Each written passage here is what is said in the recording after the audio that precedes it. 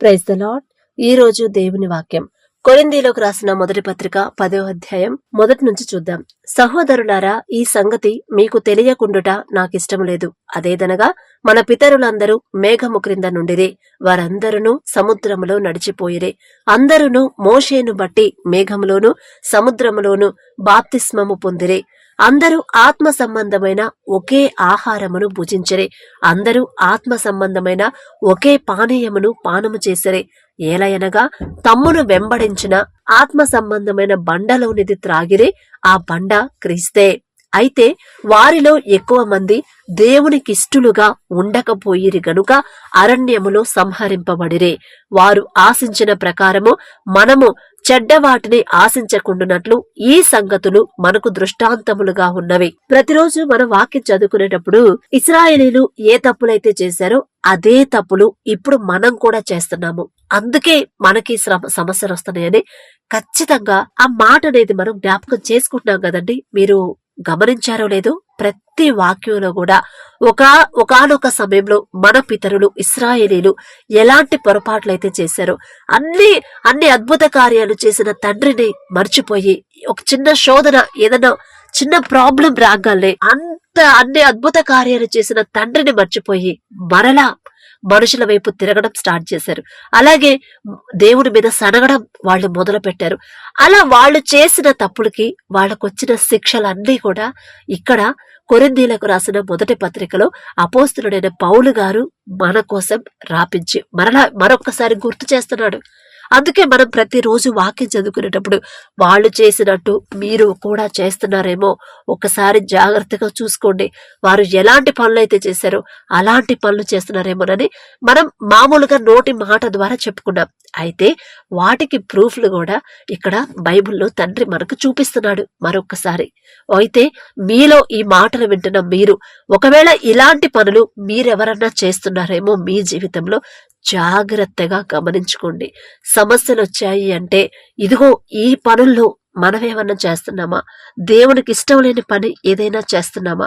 అందువల్లే మనకి సమస్యలు వచ్చాయా అని ఆలోచించుకోమని ప్రతిరోజు తండ్రి మనల్ని హెచ్చరిస్తున్నాడు. అయితే ఈ రోజు కూడా మళ్ళీ మరొకసారి హెచ్చరిస్తున్నాడు. అయితే ఇశ్రాయేలీలు కొన్ని పనులు, దేవునికి ఇష్టం లేని పనులు చేశారు.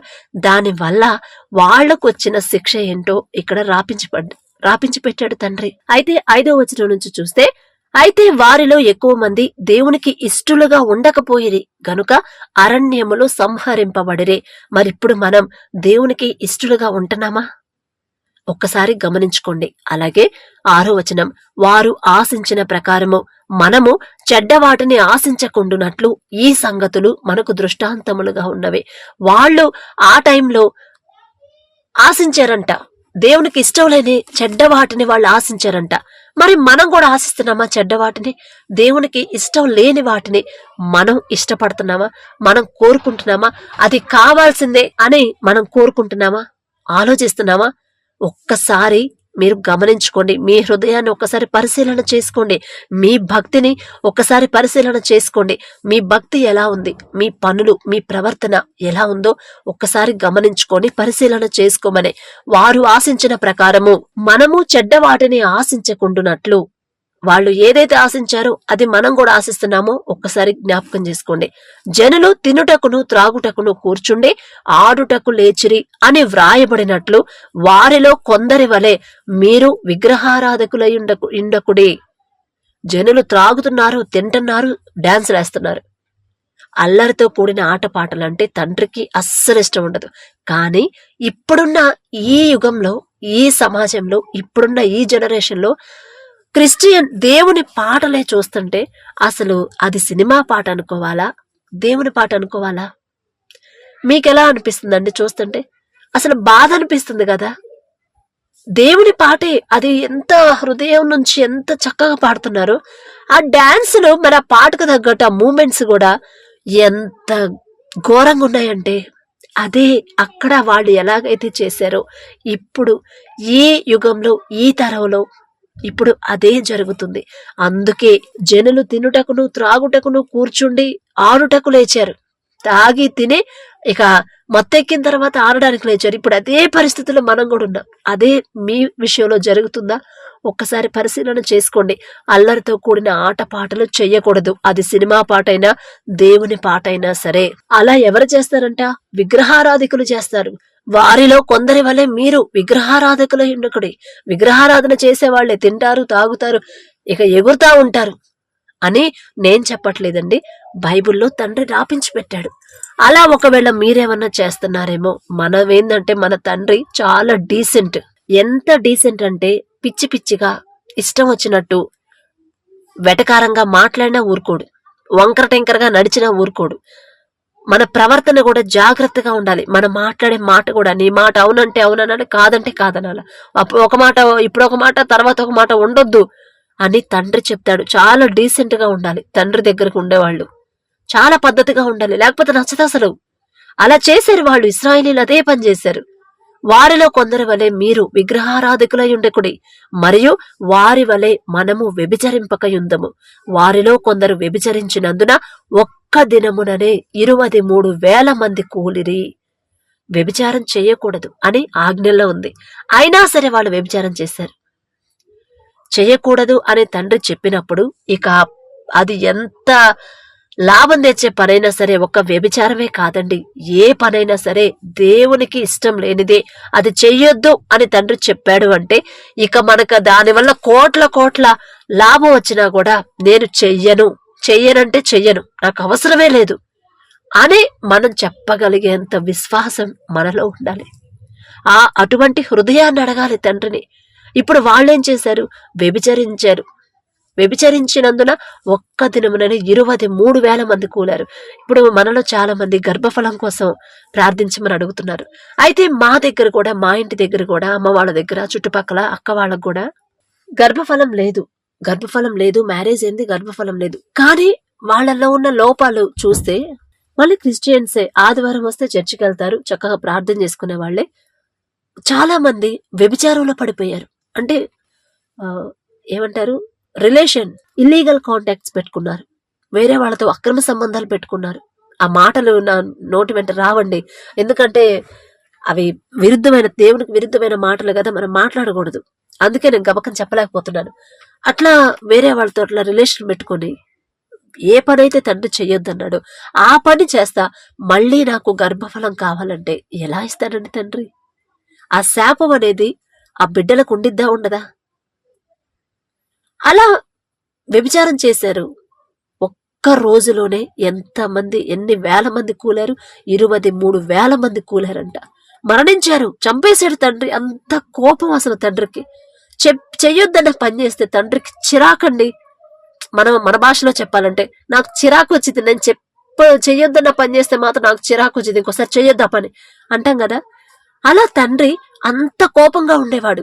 ఆ తర్వాత సహనం, ఓర్పుని తండ్రి ఆ కోపాన్నంతా తగ్గించుకొని మన కోసం ఓర్పు, సహనాన్ని అలవాటు చేసుకున్నాడు. కుమారుణ్ణి పంపించాడు. అరే ఇది కరెక్ట్ కాదు, నా బిడ్డలు నా కళ్ళ ముందు నశించిపోతున్నారు, అలా కాదు, నా బిడ్డలు సరైన దారిలో నడిపించాలని తండ్రిని, ఆయన కుమారుణ్ణి మన కోసం బలి అర్పించడానికి ఒక గొర్రె పిల్లలాగా మన కోసం పంపించాడు తండ్రి. ఎంత ప్రేమ కదా నా తండ్రి, మన తండ్రికి మన మీద. కానీ ఈ మాటలు వింటున్న మీరు, ఈ పనులు ఎవరైనా మీలో ఒకవేళ చేస్తా ఉంటే ఈ రోజు నుంచి అవి పక్కన పెట్టేసేయండి, చెయ్యొద్దిక. అలాగే మనము ప్రభువుని శోధింపకయుందము. వారిలో కొందరు శోధించి సర్పముల వలన నశించిరి. దేవుణ్ణే శోధించారు. అసలు ఎంత బాధ పెట్టు.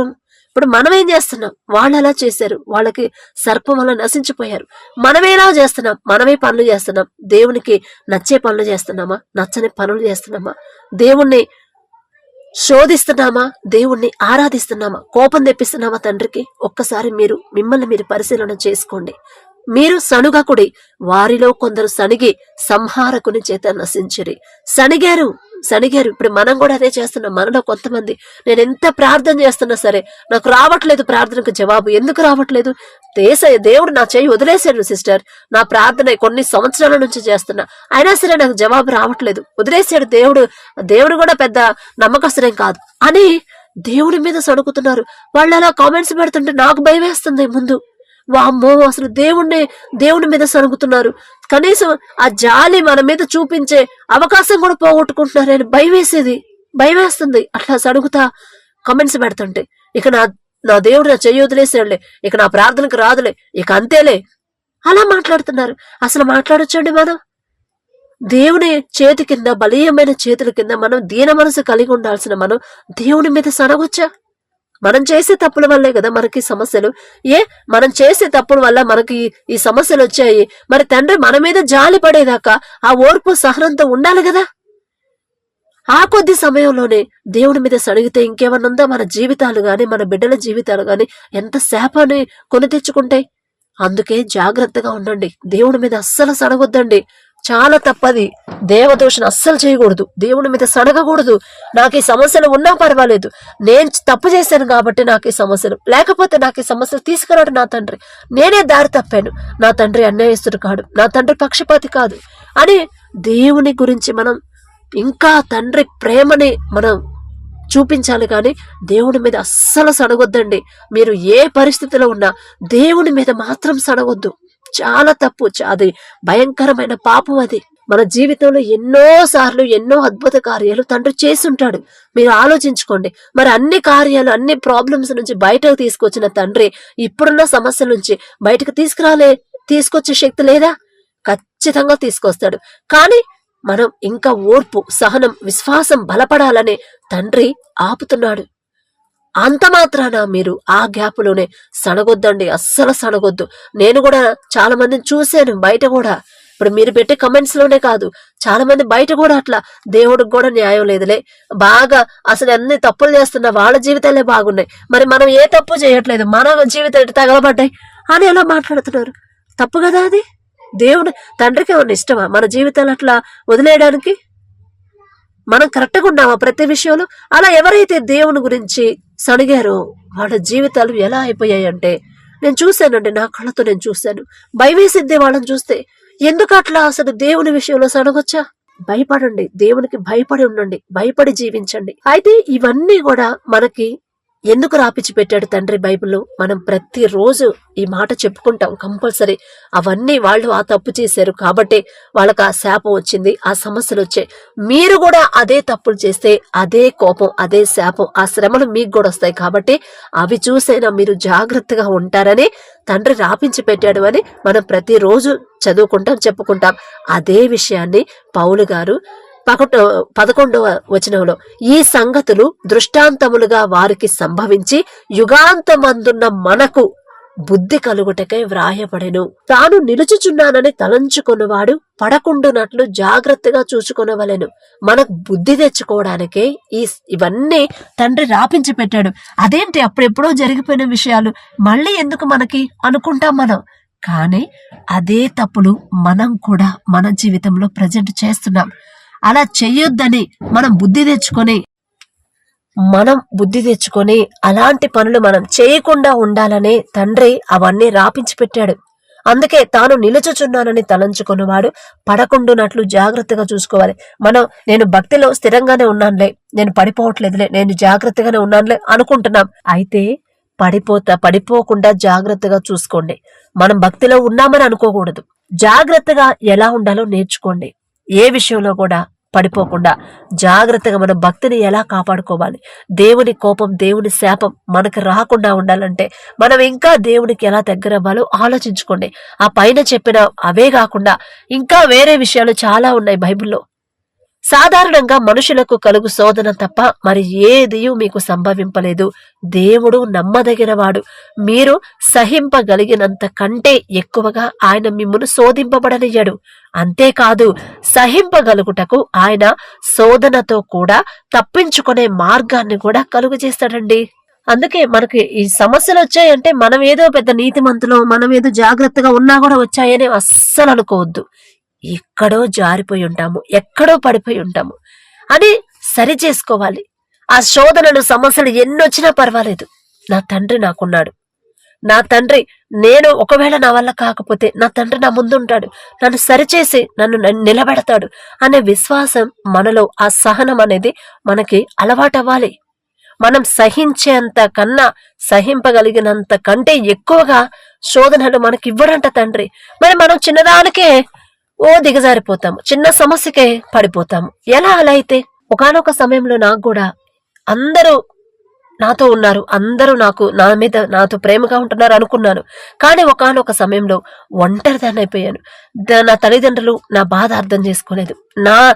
నా భర్త తరపున ఎవరు అర్థం చేసుకోలేదు. ఒంటరిదాన్ని చేశారు అందరూ. అటు వాళ్ళు వద్దంటారు, ఇటు వీళ్ళు వద్దంటారు. నా బాధ ఎవరికి చెప్పుకోవాలి? ఎవరి మీద నేను ఆధారపడాలి? మనుషులు చెప్పిన వాళ్ళు జాలి పడతారు గాని సమస్యకి పరిష్కారం, శాశ్వత పరిష్కారం వాళ్ళు చూపించలేరు. జాలి పడతారు, వదిలేస్తారు. అంతకన్నా వాళ్ళేం చేయలేరు కదా. 2 మాటలు మాట్లాడతారు, ఓదార్పు మాటలు. అంత మాత్రాన ఆ మాటలు మాట్లాడినంత మాత్రాన సమస్య అయితే పరిష్కారం కాదు కదా. అయితే ఆ సమయంలో నాకు ఇక అప్పుడు అనిపించింది, మనుషులను నమ్ముకున్నట్టు కంటే యెహోవాను ఆశ్రయించటం మేలు. మనుషుల మీద ఆధారపడే కంటే నా బాధ అంతా నా తండ్రికి చెప్పుకుంటేనే. ఇప్పటిదాకా నా తండ్రికి నేను దూరంగానే ఉన్నాను. పూర్తిగా నా తండ్రికి నేను దగ్గర అవ్వలేదు. అప్పటికి దేవునికి దగ్గర అవ్వలేదు. ఎప్పుడైతే అన్ని సమస్యలు ఒకేసారి వచ్చాయో, ఇటు ఇంతకు ముందు అమ్మ వాళ్ళు చాలా ప్రేమగా చూసుకునేవాళ్ళు, ఇటు ఈ ఇంట్లో కూడా మాటలన్నా కూడా ఎంతో కొంత మనకల్లే మాట్లాడేవాళ్ళు. ఆ సమయంలో అటువంటి సమయంలో అటు వాళ్ళు యాంటీ అయిపోయారు, ఇటు వీళ్ళు యాంటీ అయిపోయారు. ఎవరు అర్థం చేసుకునే వాళ్ళు లేరు. నా తప్పు లేదు, అర్థం చేసుకోవట్లేదు. ఏం మాట్లాడాలి? ఎవరి దగ్గరికి వెళ్ళాలి? అప్పుడు నాకు అర్థమైంది, మనుషుల ప్రేమ ఇలాగే ఉండిద్ది. అది తల్లిదండ్రుల ప్రేమైనా, అది భర్త ప్రేమైనా, ఇంకా బిడ్డల ప్రేమైనా, ఎవరి ప్రేమైనా సరే, మన తప్పు లేకపోయినా నేను ఆ తప్పు చేయలేదు, నా తప్పు లేదు, నా బాధ ఇది అని చెప్పుకుంటున్నా వినలేని పరిస్థితుల్లో వాళ్ళు ఉన్నారంటే ఇక వాళ్ళకి మన మీద ఉన్న ప్రేమ ఎంత ప్రేమ అర్థమవుతుంది కదా. అప్పుడు నాకు అనిపించింది, మనుషుల వైపు నేను చూడను. వీళ్ళు ఉన్నా లేకపోయినా నాకు అవసరం లేదు. నా తల్లిదండ్రులు నాకు దూరమైనా, నా భర్త నా బిడ్డలు నాకు దూరమైనా పర్వాలేదు. నా తండ్రి నాకు తోడుగా ఉంటే చాలు. నాకు ఇంకెవ్వరు అవసరం లేదు. నా తోడబుట్టిన వాళ్ళు కూడా వద్దు, నా స్నేహితులు ఎవ్వరు నాకు అవసరం లేదు. నా తండ్రి నాకు తోడుంటే చాలు. నేనేంటో నా తండ్రికి తెలుసు. నన్ను పెంచింది నా తండ్రి, నాకు కాపుదల ఇచ్చింది నా తండ్రి, నాకు ఆపద వచ్చినప్పుడు నన్ను కాపాడింది నా తండ్రి, నాకు సహాయం కావాలన్నప్పుడు సహాయం పంపించింది నా తండ్రి, నాకు సరైన సమయంలో సరైన ఆలోచన ఇచ్చింది నా తండ్రి, నాకు ఎగ్జామ్స్ లో మంచి మార్క్స్ ఇచ్చింది నా తండ్రి, నేను కోరుకున్న ఉద్యోగం నాకు వచ్చేలా చేసింది నా తండ్రి. నా తల్లిదండ్రులు నాకు చూపించలేదు, నా భర్త నాకు చూపించలేదు నాకు కావలసిన ఉద్యోగం. మాటలు అన్నారు కానీ నా మనసు ఏదో అర్థం చేసుకోలే. కానీ నా తండ్రి ఉన్నాడు నాకు. నువ్వుంటే చాలయ్యా, ఇక మీరు తప్ప నాకు అవసరం లేదు.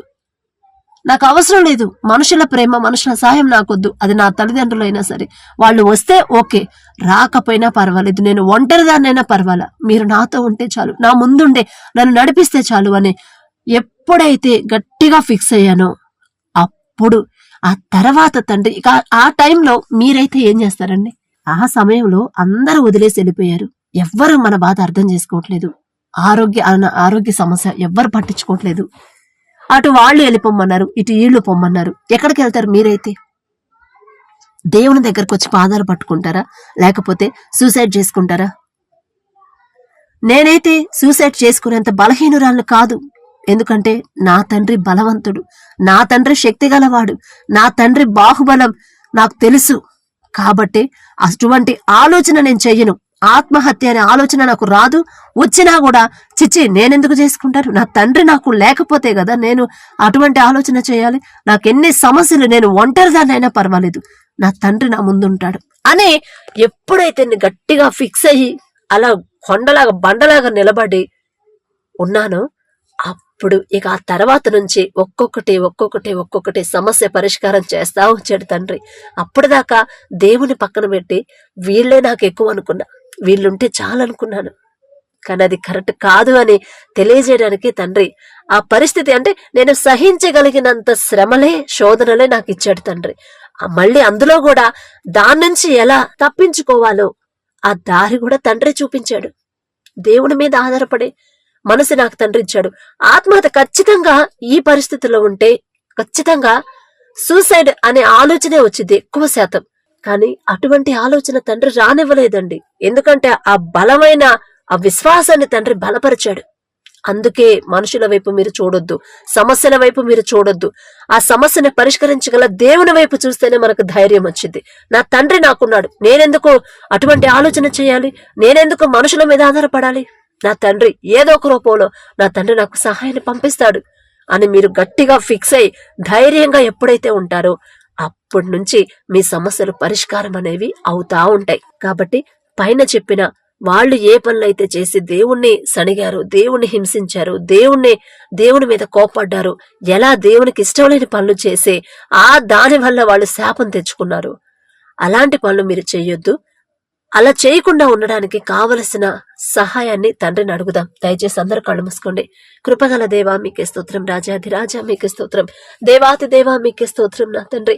మరి ప్రభు వాక్యం ద్వారా మాతో మాట్లాడిన దేవా, ఒకవేళ నా తండ్రి మాలో అటువంటి పనులు మేమేమన్నా చేస్తున్నామేమో, మేమేమన్నా ప్రభు మిమ్మల్ని శోధిస్తున్నామేమో, మీ మీద సడుగుతున్నామేమో ఏదో విషయంలో, దయచేసి క్షమించండి ప్రభు. మా పితరులు చేసిన తప్పులు నా తండ్రి, అలాంటి పనులు మేము చేసే మనసు మాకు రానివ్వద్దు నా తండ్రి. అటువంటి శాపం నా తండ్రి మాకు రానివ్వద్దు ప్రభా. అయినా సరే వారితో పోల్చుకునే అర్హత లేని వాళ్ళం, మీ బిడ్డలు, మీరు ఏర్పరచుకున్న బిడ్డలు నా తండ్రి. వాళ్ళు మేమెక్కడ నా ప్రభా మరి ఎటువంటి మరి మీకు నచ్చని పనులు, మీకు ఇష్టం లేని పనులు, మిమ్మల్ని శోధించే అటువంటి మనసు, మీ మీద సడిగే మనసు మాకు రానివ్వద్దు నా తండ్రి. ఎవరున్నా లేకపోయినా నా తండ్రి మాకు తోడుగా ఉన్నాడు. నా ముందు నా తండ్రి ఉంటే చాలు, నా తండ్రి చేయి నేను గట్టిగా పట్టుకుంటే చాలు, ఎన్ని సమస్యలైనా నా తండ్రి నాకు పరిష్కారం చేస్తాడు అనే హృదయాన్ని, విశ్వాసాన్ని ప్రభా బిడ్డలో బలపరచమని అడిగే అర్హత, పొందుకునే అర్హత లేని వాళ్ళం అయినా సరే యేసు నామంలో అడుగుచున్నాం తండ్రి. ఆమేన్.